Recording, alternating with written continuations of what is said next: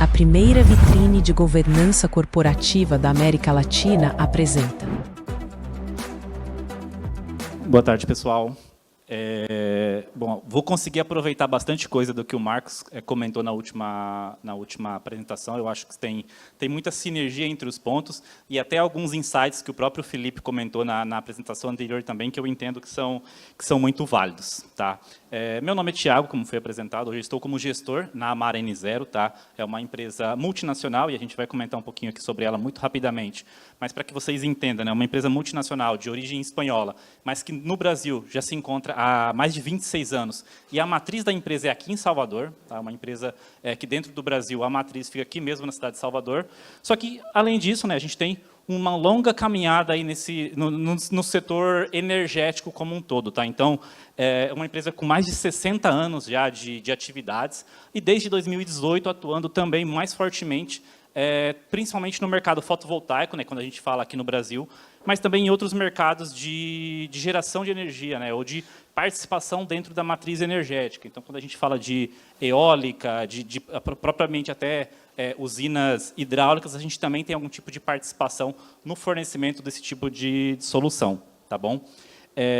Só para continuar aqui um pouquinho, né, hoje a empresa presente em 18 países, então não é uma empresa local, não é uma empresa há pouco tempo aqui no mercado, é uma empresa já multinacional e com mais de 2.100 colaboradores, né, quando a gente fala a nível global, e só no Brasil mais de quase 1.000 colaboradores. Tá? Então, uma empresa espalhada aí por todo o país, né, com centros de distribuição, com atividades, quando a gente fala voltados aos 3 eixos da transição energética. Então, a gente atua hoje fortemente no Brasil com a questão da energia fotovoltaica, principalmente, mas também com o setor logístico para grandes companhias, como Coelba, CPFL, enfim, alguns outros players desse setor que a gente atua também dentro da parte logística. Tá?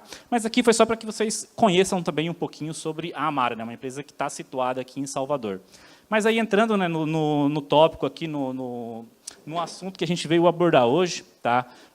O Marcos até comentou já alguns pontos sobre isso, e eu vou até passar rápido alguns assuntos sobre isso, que eu entendo para não ficar redundante, vamos dizer assim, mas eu acho que agrega um pouquinho no conceito, e aí eu consigo explorar um pouquinho mais a segunda parte da apresentação, que eu entendo que é até mais válido quando a gente olha para o mercado de hoje. Tá? Então, primeira coisa, né?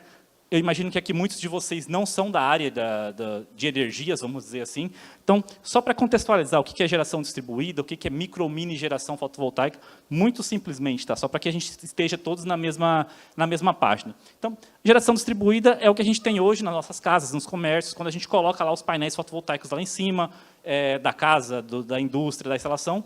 Eu não tenho mais como anos 90, anos 80, onde eu tinha grandes empreendimentos de geração de energia, como a Itaipu Nacional, por exemplo. Tá? Hoje é muito mais descentralizado a geração de energia. Então, de forma muito resumida, é isso. E micro e mini geração é só uma divisão de potência, tá? Que aí eu não vou entrar no detalhe aqui, mas é como se fosse microgeração, são pequenos empreendimentos, então residências e pequenos comércios. E quando a gente fala de mini geração, aí são sistemas maiores, gerações, usinas mesmo de geração de energia, tá bom? Mas o que eu queria trazer aqui principalmente, tá? Marcos trouxe alguns dados sobre isso aqui também, tá? E aí eu quero só complementar aqui, ou atualizar algumas, complementar, digamos, gerar uma outra análise em cima disso, que foi o crescimento, né, da geração fotovoltaica, geração distribuída nos últimos anos. Tá? E aqui é um gráfico desse crescimento ano após ano. Tá? E a gente teve recentemente, tá, final de junho, uma publicação que a gente chegou no Brasil, a geração distribuída, a 40 gigas de potência instalada. Tá? E aí provavelmente vocês vão falar, tá, mas isso... O que significa isso? É pouco? Isso é muito? Eu não sou da área, eu não entendo se isso é muito ou se é pouco. Tá? Para vocês terem ideia, tá? A gente falou de 40 gigas. Itaipu, que eu acho que todo mundo conhece, né, como empreendimento de geração de energia, a potência total de Itaipu são 14 gigas. Então, a gente está falando de que só o solar fotovoltaico, né, a geração distribuída hoje no Brasil, tem uma potência de aproximadamente umas 2 Itaipus e meias de geração. Tá? Então, assim, é só para que vocês tenham uma noção da proporção do que a gente já tem de potência instalada hoje, quando a gente fala de geração distribuída. Tá? Só que aí, novamente, tá, eu vou corroborar aqui com o que o Marcos trouxe, com os gráficos que ele trouxe, que mesmo com toda essa potência instalada aqui, eu tenho uma capacidade ou a quantidade de usinas instaladas, a quantidade de sistemas que já estão instalados no Brasil, com uma quantidade muito pequena, né? O Marcos trouxe ali dados já do mês passado, a gente está falando de menos de 5% de todas as unidades consumidoras no Brasil têm energia instalada. Então, assim, é um dado muito baixo, é um volume muito pequeno ainda. Então, a gente tem um potencial muito grande para crescer. A gente tem um potencial enorme ainda de crescimento dentro do fotovoltaico. Tá? Só que aí, ao mesmo tempo, a gente começa a entrar nas dificuldades que o Marcos trouxe ali de alguma forma, que é com relação a limitações que a gente começa a ter junto a concessionárias de energia ou algumas dificuldades de infraestrutura. Tá? Então, o Marcos comentou muito sobre o desligamento ali de alguns sistemas ou a questão de eu não ter infraestrutura de rede para trazer esse tipo de energia ou para poder fazer essas instalações, mas eu queria abordar um outro aqui, tá? Que é a Lei 14.300 de 2022, tá? Que foi o marco legal da geração distribuída, da micro e mini geração. Basicamente, foi estabelecido ali algumas condições, porque o mercado, como vocês viram nos gráficos aqui anteriores e com a própria apresentação anterior também, o mercado vinha num crescimento muito acelerado, digamos assim, por mais que ainda num percentual pequeno dentro do contexto, mas vinha num crescimento, e aí isso obviamente chamou a atenção de alguns players, vamos dizer assim, e com isso, né, foi estabelecido, entre outras coisas, a lei discorre sobre várias outras coisas também, mas entre uma delas, uma fase de transição. Tá? Porque, acho que para quem, por exemplo, tem energia solar em casa, que imagino eu, funciona de forma bem simples a compensação de energia, porque, como foi comentado também, o sol só está durante o dia, então eu preciso gerar mais energia durante o dia para que eu empreste, entre aspas, para a concessionária, e à noite eu utilizo aquela, no final do mês ele faz um balanço entre o que eu emprestei e o que eu peguei emprestado, de forma bem simplória, vamos dizer assim. Tá? Mas o que acontece? Com essa lei, a gente tem uma fase de transição que esse empréstimo e essa devolução, entre aspas, de energia, não é mais 1 para 1. Então, se eu empresto 1, eu tenho uma taxa quando eu volto essa energia para mim.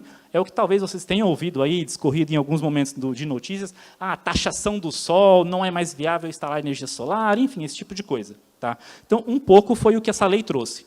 E aqui, obviamente, não precisa entrar nesse nível de detalhe, mas é só para que vocês entendam, né, que aquela tarifa que vem na fatura de energia de vocês lá, R$1, 90 centavos, o quilowatt-hora, ele, na verdade, é um monte de componentes pequenininhos de custos, sabe? De infraestrutura, o custo da energia, imposto, enfim, várias coisas.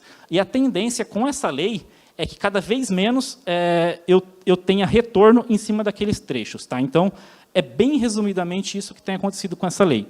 Aqui é só uma exemplificação, tá, do risco, entre aspas, que tem acontecido ultimamente, porque essa lei ela discorre como vai funcionar essa compensação de energia até 2028. Para quem instalou após 2023, né, para quem instalou após a lei. Quem instalou antes da lei está com o direito adquirido ali por toda a vida útil do sistema. Mas para quem instalou depois disso, até 2028, as regras estão definidas, então, quanto você vai receber de volta quando você empresta energia para a concessionária, só que depois de 2028 a gente não sabe como vai funcionar, porque isso vai ser discutido ainda e criado um aditivo de lei, vamos dizer, algo nesse sentido. Tá? Então, isso é uma incerteza do mercado, porque já está definido que até 2028 vai ter uma regressão nessa compensação, ou seja, vai ficando menos benéfico, e depois disso a gente não sabe. Então, como que eu vou fazer o investimento para 25 anos, se eu não sei se daqui 3 anos como que vai funcionar a regra? Tá? Então, gera um pouco de incerteza, tá? Vai continuar sendo muito benéfico, obviamente, porque a tendência do mercado é para isso, mas aí o que eu queria trazer aqui, principalmente, é o próximo passo da energia solar fotovoltaica, que foi o que foi comentado também um pouquinho sobre o Marcos, que é a questão do armazenamento. Tá? E por que eu quero trazer isso aqui para vocês? Porque a gente não vai falar exclusivamente do armazenamento para residências ou para backup quando faltar energia da concessionária, por exemplo. Tá? Aqui eu quero falar um pouquinho mesmo de armazenamento, até mesmo como investimento ou como modelo de negócio. Tá? Principalmente para sistemas comerciais, industriais. Então, eu sei que aqui tem muitas pessoas do comércio, da indústria, enfim. Então, eu entendo que é um mercado já atual, não é um mercado para o futuro. Tá? Então, o próprio Felipe comentou um pouquinho ali de arquitetura e a questão do empreendimento ali de alto padrão.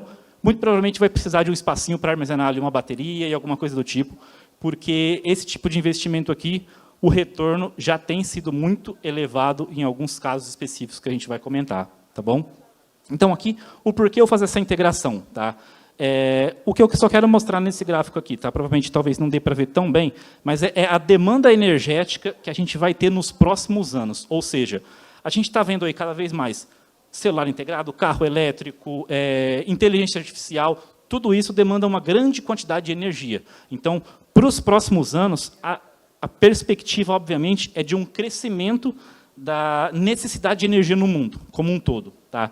E se vocês perceberem ali a parte de baixo, a grande maioria das fontes de geração de energia, elas já estão estabilizadas, digamos, no potencial máximo dela. Não tem como eu extrair mais energia de petróleo ou de alguma outra coisa. As duas que estão crescendo, basicamente, que é a azul clara e a amarela, é solar fotovoltaica e energia eólica. São as duas que são com maior potencial de crescimento para eu conseguir atender esse crescimento de demanda de energia. Tá?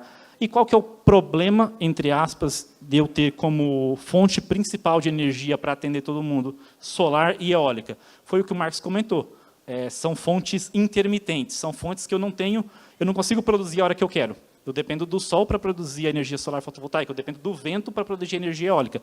Então, em algum momento, eu não tenho lá energia disponível para isso. Então, o que vai acontecer, né, o que já tem acontecido a nível mundial, e a gente já vê isso acontecendo no mercado brasileiro, é a inserção em massa de baterias de armazenamento, né, de lítio principalmente, para que eu possa armazenar essa energia do sol, que não estou usando durante o dia, para usar durante a noite, ou para armazenar a energia do eólico, por exemplo, durante a noite. Tá bom?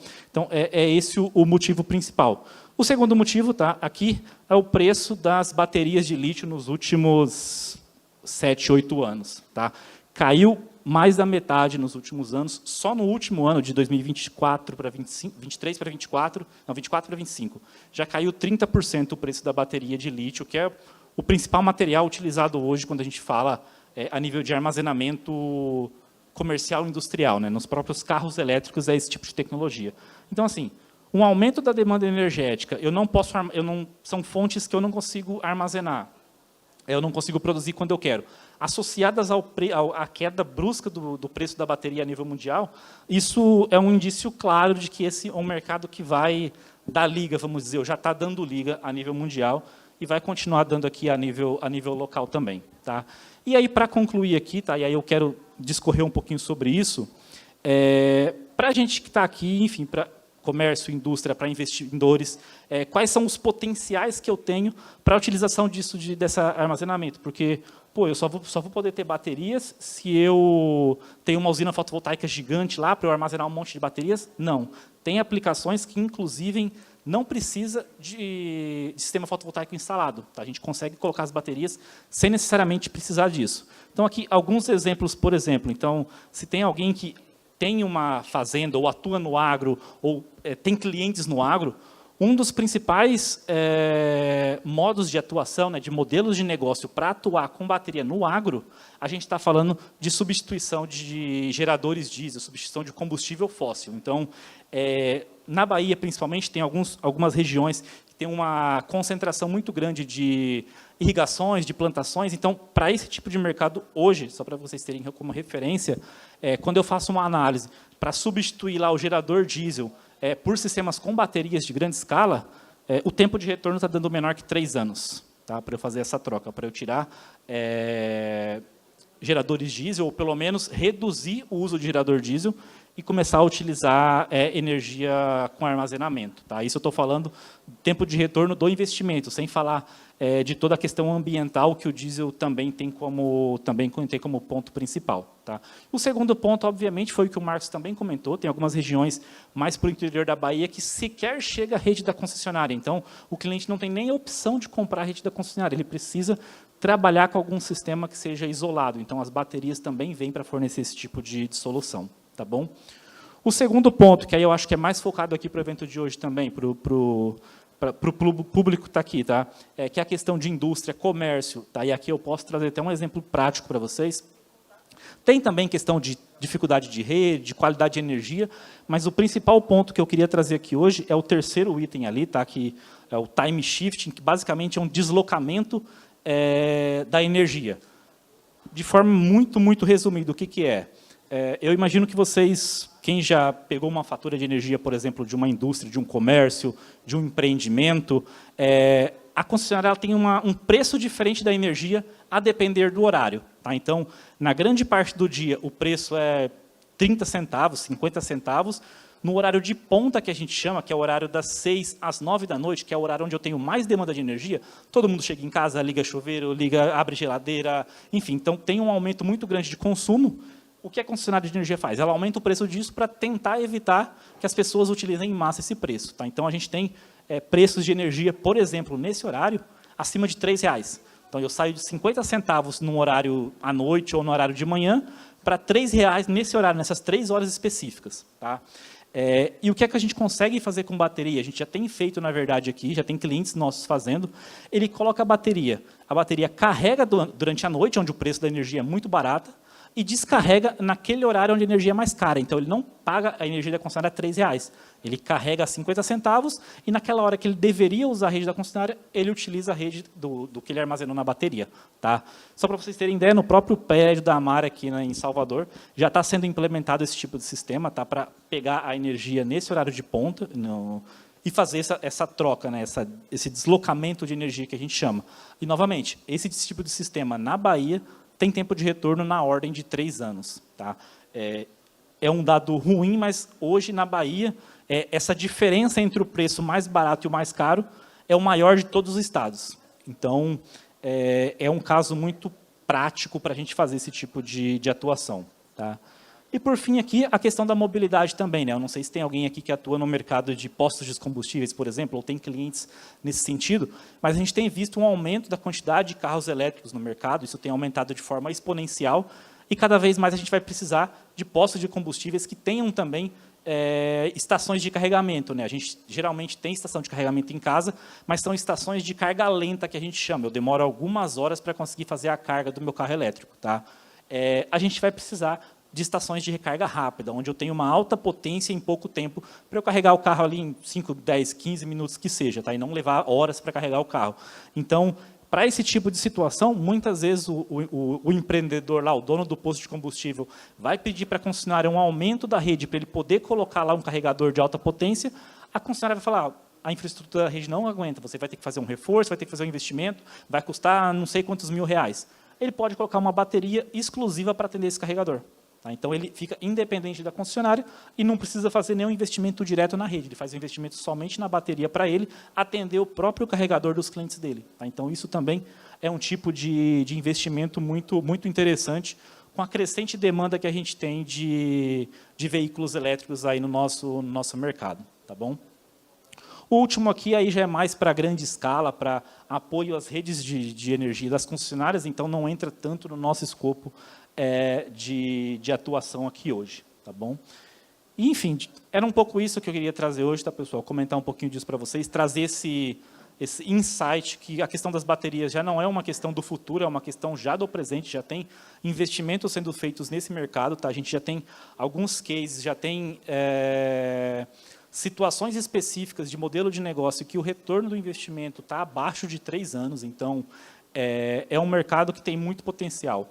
Fora isso, ainda tem uma outra modalidade de negócio sendo feita, que a gente chama de leasing. Então, tem empresas especializadas em emprestar essa bateria, ou fazer um contrato de comodato, vamos dizer assim. Eles emprestam a bateria, a pessoa paga um valor mensal para a utilização daquela bateria, que é menos do que ele pagaria para a concessionária de energia. Então, ele tem uma economia naquela fatura de energia sem fazer nenhum investimento, só com um contrato de aluguel, e o valor do aluguel é menor do que ele pagaria de energia. Então, é praticamente um investimento quase sem risco, vamos dizer assim. Tá bom? Então, enfim, era um pouquinho disso que eu queria trazer aqui hoje, e qualquer outra dúvida, qualquer outra situação aí, a gente vai estar por aqui também para conversar um pouquinho com vocês, se for necessário. Tá bom? Obrigado, pessoal.